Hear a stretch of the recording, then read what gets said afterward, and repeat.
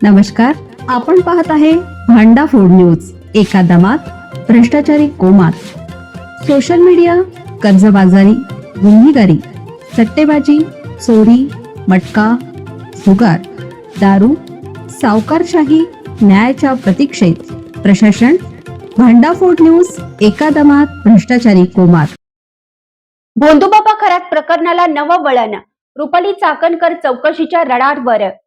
नाशिकमधील भोंदूगिरी महिलांचे शोषण आणि आर्थिक गैरव्यवहार प्रकरणात अटकेत असलेल्या अशोक खरात प्रकरणाचा तपास वेगाने सुरू आहे.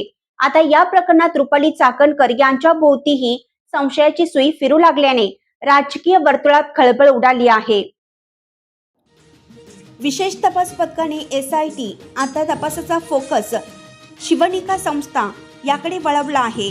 या संस्थेमार्फत मोठ्या प्रमाणावर आर्थिक व्यवहार आणि विविध कार्यक्रम राबवण्यात आल्याची माहिती समोर आली आहे. त्यामुळे संस्थेशी संबंधित आजीमाजी पदाधिकाऱ्यांची चौकशी करण्याचा निर्णय घेण्यात आला आहे. सूत्रांच्या माहितीनुसार काही सदस्यांना समन्स बजावण्याची प्रक्रिया सुरू असून संस्थेशी संबंधित असल्यामुळे रुपाली चाकणकर यांनाही चौकशीसाठी बोलावलं जाऊ शकतं. मात्र त्यांच्या अटकेबाबत अद्याप कोणतीही अधिकृत माहिती समोर आलेली नाही.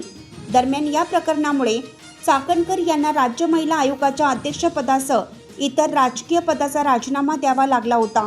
तसेच खरातसोबत काही राजकीय नेत्यांचे फोटो व्हायरल झाल्याने प्रकरणाची व्याप्ती आणखीन वाढली आहे.